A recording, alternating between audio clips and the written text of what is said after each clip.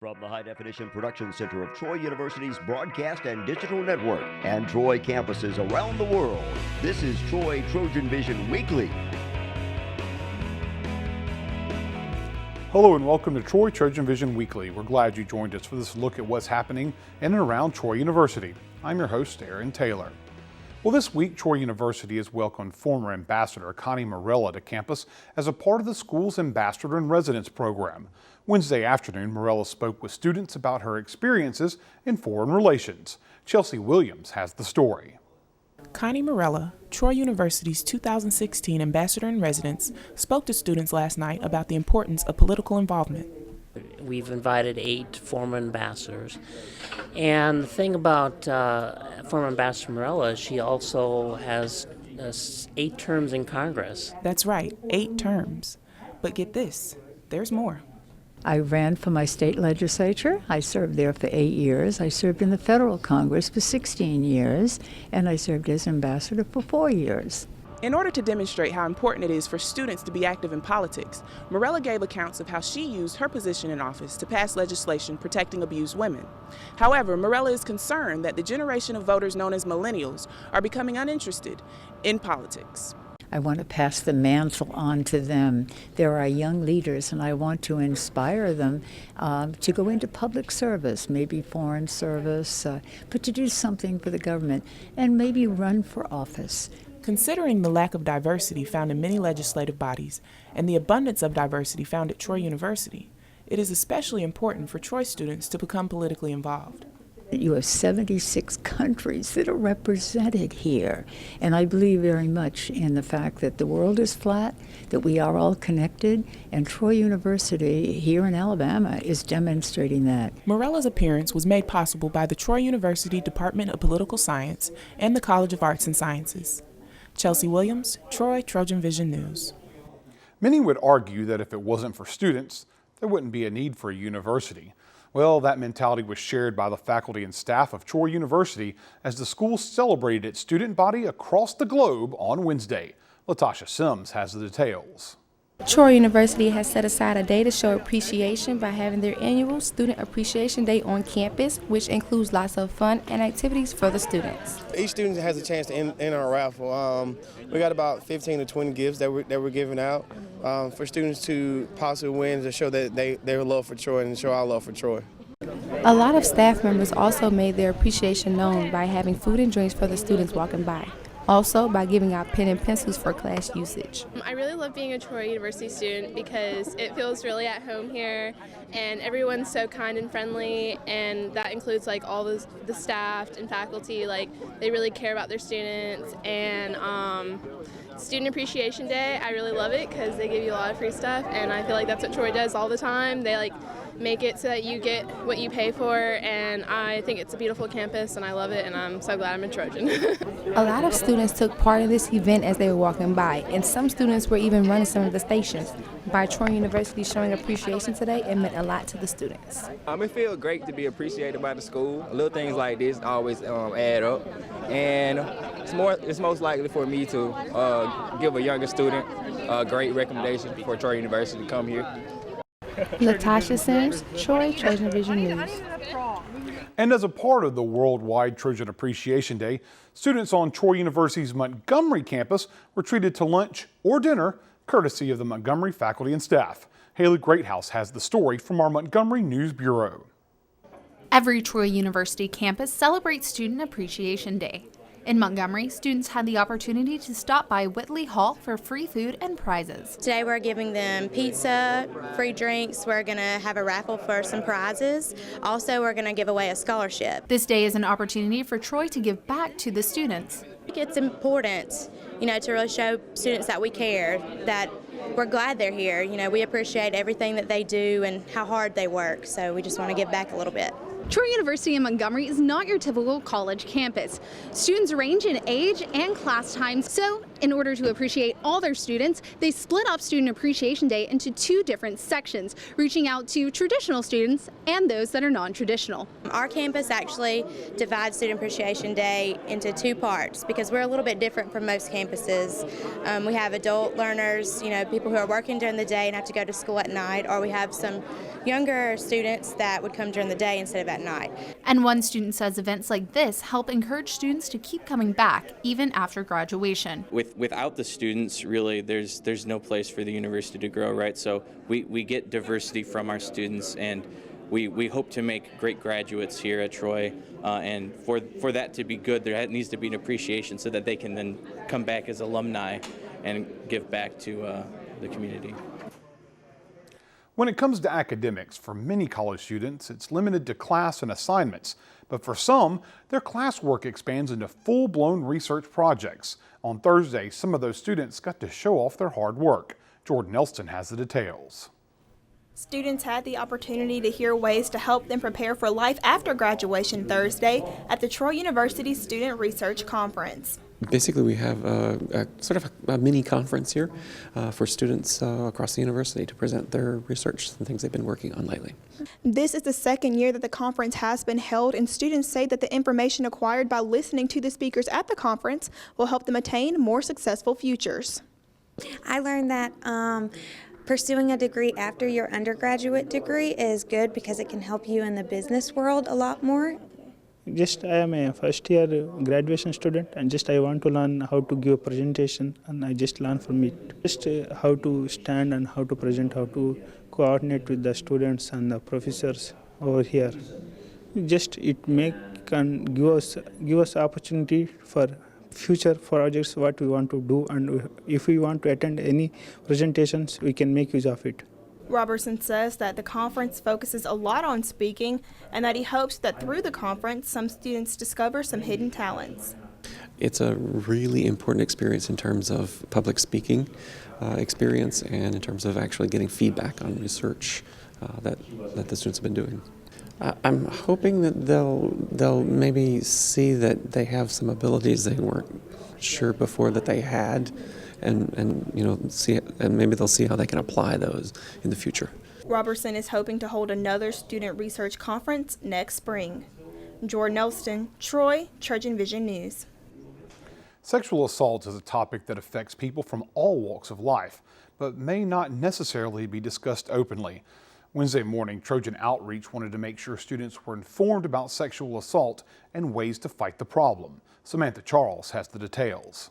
April is Sexual Assault Awareness Month, and as a way to help spread awareness, Trojan Outreach spent Wednesday morning informing students about consent and sexual assault. We are just taking the entire month of April just to focus on the big concept of sexual assault and consent, because a lot of college students aren't really aware of what's going on and what consent necessarily is. So usually that's a big issue that students have. They don't understand that no means no and yes means yes, and silence isn't a yes. Trojan Outreach is a peer education program that provides workshops, outreach campaigns, and peer intervention for Troy University's student community. As students, it's on us to make sure that everyone around us is safe, and that we're being positive bystanders as well as watching out for ourselves. So basically we're handing out these stickers as well as scenarios of just like what could happen and what should happen. Trojan Outreach was also promoting the It's On Us campaign, where students could pledge to intervene in situations that seem suspicious or unsafe. The It's On Us campaign, which is a campaign where you can pledge that you will intervene in situations where someone around you is being hurt in some way. Samantha Charles, Troy, TrojanVision News. We'll take a short break, but when we return, we'll get a look at Troy University Theater Department's latest musical. Stay tuned, we'll be right back.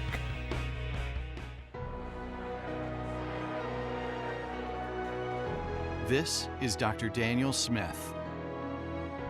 He's an expert in domestic and international economics. But his proudest achievement is connecting with his students and helping them accomplish more than they ever thought possible. That's the warrior spirit, and it's alive and well at Troy University.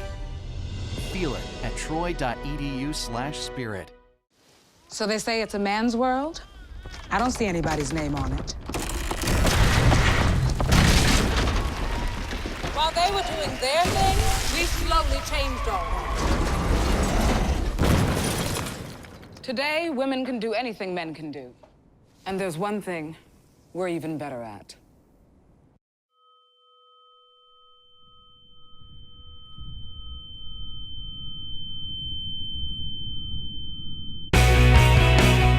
Now back to TrojanVision News Weekly. A young girl, old memories, a cross-country road trip, and self-discovery. These are all part of a new musical presented this week by the Department of Theater and Dance. Haley Greathouse gives us a look at the musical Violet. Troy University's Department of Theater and Dance presents Violet, a musical about a young woman who takes a cross-country bus trip seeking healing from a TV preacher.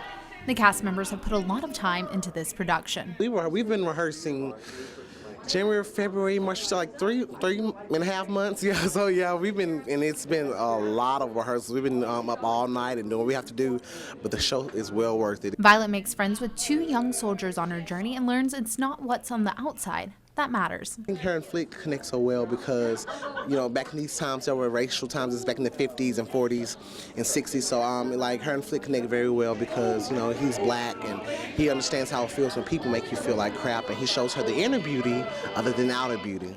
One actress says her character is emotionally challenging. The emotional, aspect of this character, having to, step into her shoes and understand what it's like to be judged every time someone looks at you. Director and cast hope that audience members are able to take a lesson with them as they leave the theater. To just be reminded that you can't judge a book by its cover and that beauty is more than just what you see on the surface. You can't wait for someone else to call you beautiful or to say they love you or that you're perfect. You have to find that in yourself because it's not really true unless you believe it. A trip to the Alabama Dance Festival changed the summer for two Troy University dancers. The January visit to Birmingham turned into a once-in-a-lifetime opportunity that will send the two Troy students to one of the top dance programs in the country. Sarah Singletary explains. Two of Troy University's very own dancers have been selected to participate in a 3-week summer intensive musical theater program known as Jacob's Pillow.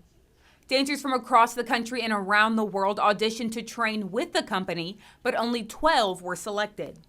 Both dancers shared their reaction to receiving this performing arts honor. I was not expecting to get it, but when I did find out that I did get it, it was very, very heartwarming because like I said, I wasn't expecting it. I immediately called my ballet teacher, Dominique. I was so excited. She's been one of the ones who's been pushing me for the musical theater program and trying to get my head into that side of the performance world. And so being able to share that with her, I was like, that's the first person I'm calling before even my mother and my father. And while Jarvis and London have already received their acceptance for the summer, they both remember the hours of training that got them to where they are today. It shows the amount of hard work you really put into it. It may not pay off when you want it to, but eventually it will pay off in the end. I think the hours that we put in here really show how much we want this because it is our future, it's our career. Here we're for our education, and so we're trying to grow and learn and do things like these Jacob's Pillow musical theater programs in the summer to enhance our ability and get us a good future out there in the big world. Through this door is the studio that was just one stop on London and Jarvis's journey to Jacob's Pillow. And although the organization is recognizing them both as individuals, their accomplishments are impacting the entire Troy University Theater and Dance program. We're on the map, not that we weren't before, but now we're being recognized as a university of the highest standards in the dance department as well as all the other colleges. Finally, I think it's a good thing for everyone. It's a big honor, it really is. The Jacob's Pillow musical theater program will begin August 1st in Beckett, Massachusetts. Sarah Singletary, Troy, TrojanVision News. The organization ISCO gives students a chance to learn about another country from their fellow students. This past week was Vietnamese night, and students learned all about the entertainment that the country has to offer. Christy Henderson has the story. Students from Vietnam were the main focus at ISCO on Thursday night. The group prepared a skit to show audience members everything from popular tourist spots to dance moves. I really liked how they did everything in like a skit format, which was really interesting and catchy to people. It was like a story, but they were just having fun and making jokes, and at the same time were giving us information about Vietnam, which I thought was really cool. Vietnam is home to over 50 ethnic minorities, and much like Troy University, the country is known for celebrating all of these cultures in its own respective way. One student shared why she enjoyed learning about the diversity. I really liked how people were so diverse in Vietnam, like from cultural to modern to everything. Even the dances they presented today ranged from traditional to modern, and I really liked how well they were presented. Recently, the country has been in the news after the discovery that Vietnam is housing the world's largest cave. The cave is 5.5 miles long, and to venture inside, tourists need to pocket out $3,000 and be put on a waiting list. And if you're a student who's interested in touring this cave or just visiting Vietnam, one student says the best person to get advice from is a Vietnamese student. There are a lot of Vietnamese students here, and so if you want to come, be sure to talk to us because we're willing to share our experience about our country with you. Next week, ISCO will be on break, and Tea for Troy will take its place with its annual British Tea Formal. Christy Henderson, Troy, TrojanVision News. The end of the semester is drawing near, and some students may be looking for a way to relieve a little stress. Well, the Student Alumni Association provided a furry means of doing so that had an additional benefit to some local strays. Sherry Kotzum has the details.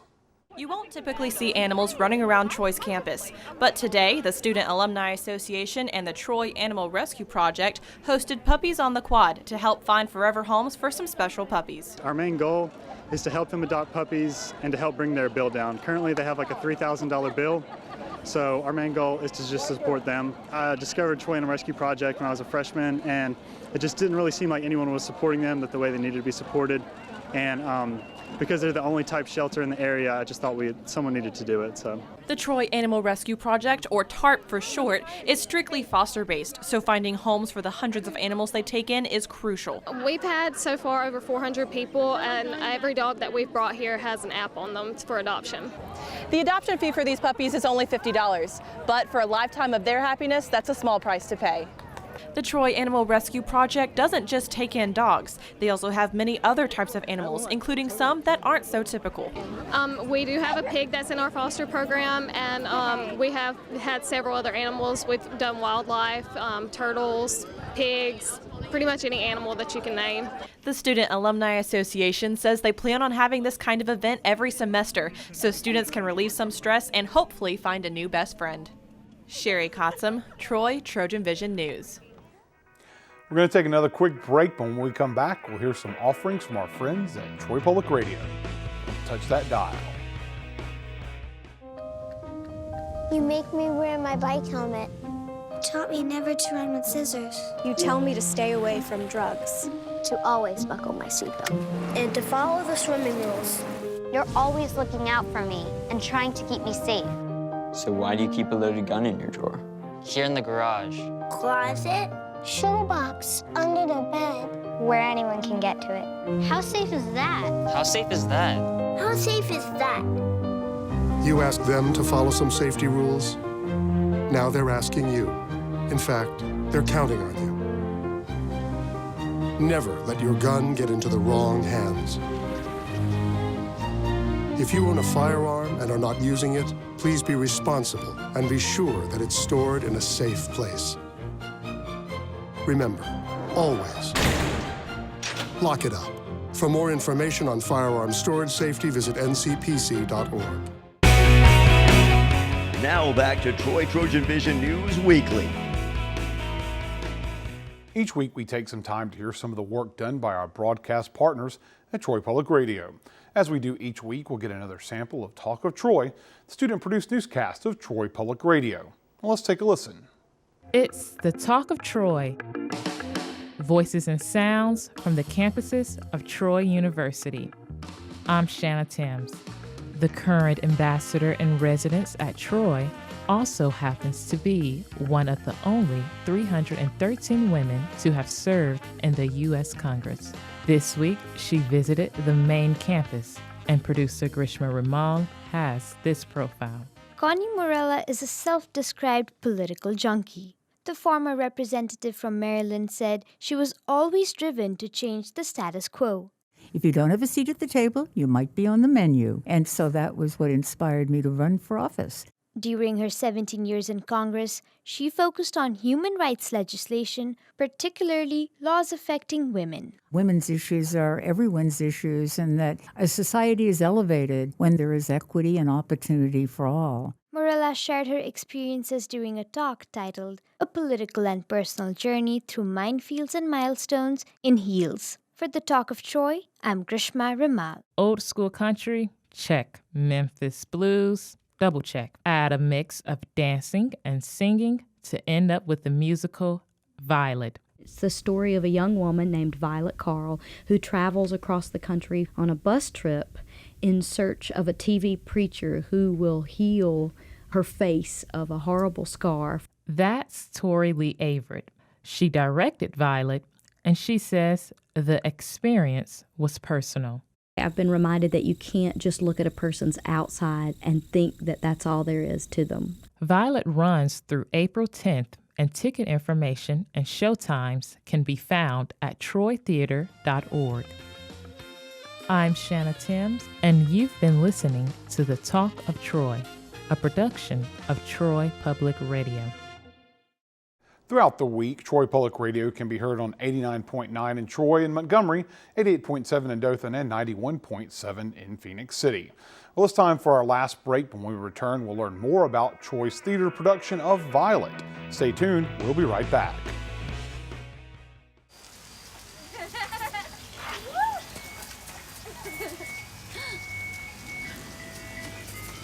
Mom, can we get some ice cream? Please, Mom, please. No, we're having dinner soon. Please.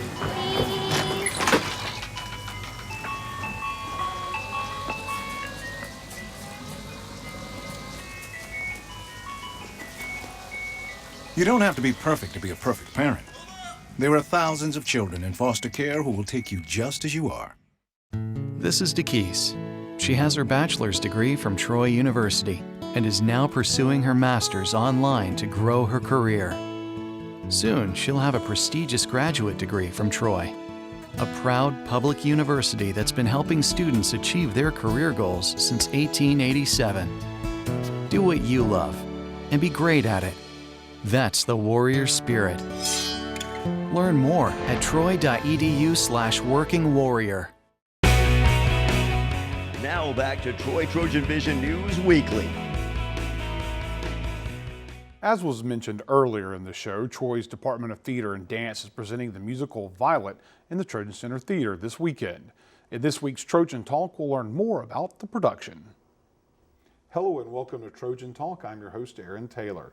Today we'll be talking about the upcoming performance from the Theater and Dance Department here at Troy University, and my guest today, Director of Violet, Tori Averett. Tori, thanks for joining me today. Thank you, Aaron. It's good to be here. And when you're here, we're usually talking about something going on with theater, and this is a production put on by the Troy University students.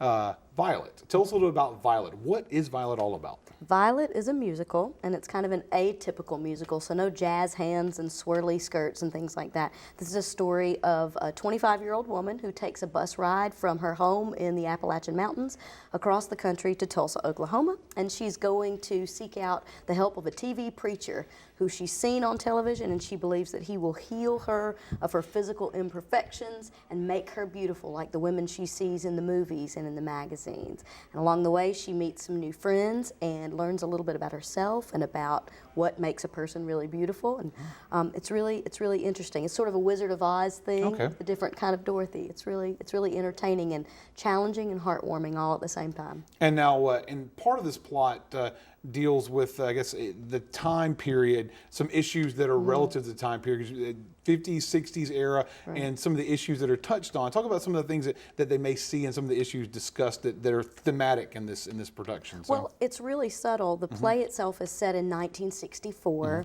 and it's a bus trip in 1964. So all of the wonderful and terrible progress that the country was going through with the civil rights movement. You've got the obvious tension of racial things in the southeastern United States.